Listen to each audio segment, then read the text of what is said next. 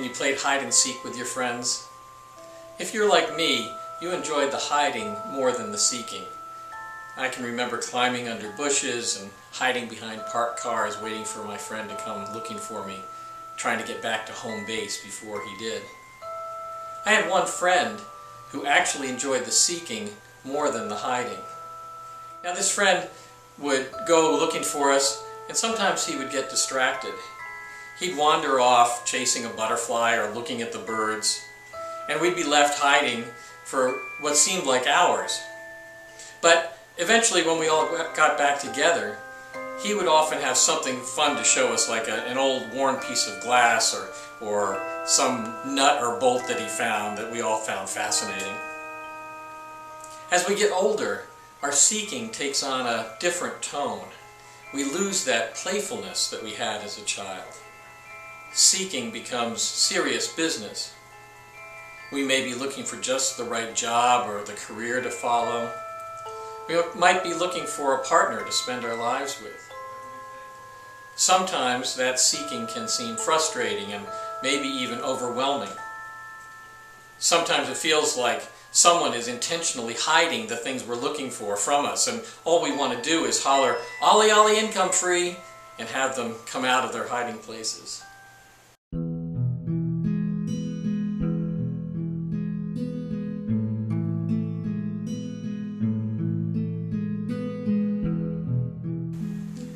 Even if we're lucky enough to find those things, we may feel that they're not enough.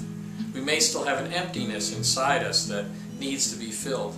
We might try to fill that void with food or alcohol or other substances. We might engage in other behaviors that are unhealthy for us or even destructive. Sometimes we just try to get more and more of what we've already got, consuming endlessly, trying to fill that void. Our yearning persists. The void is never filled. I think where we get tripped up in our searching is when we start to believe that there is something that can fill that void. That it's like a treasure hunt, and once we see where that X is on the map and we go to it and we dig down and we find that buried treasure, all will be well. We will have reached our destination. But the truth is that life is about the search. It's not about finding that thing. It's not about the treasure.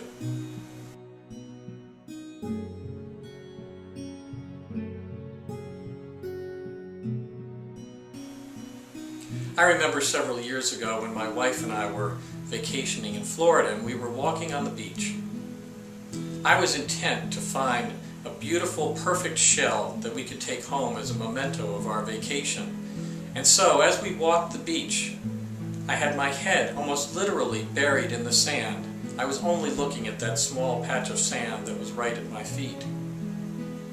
We walked on, and I walked slower and slower, and my wife walked on ahead of me. And I was looking, searching for that one thing that I could take home with me. As my wife walked up the beach, she looked out at the ocean and saw a pod of dolphins swimming alongside her. They were jumping and cavorting and having a great time, and she took great pleasure in watching them. Eventually she stopped and waited for me to catch up to her. And when I did, she asked me, "Did you find the shell you were looking for?" And I admitted to her that I hadn't found it. And then she told me what she had seen while I was looking. And she said to me simply, "See what you missed?" My wish for you today, my prayer for you today, is that in your seeking, whatever it is that you're looking for, that you keep your head up, that you look around, that you get back to that joy you had as a child playing hide and seek, and that you not miss what's happening in your life all around you.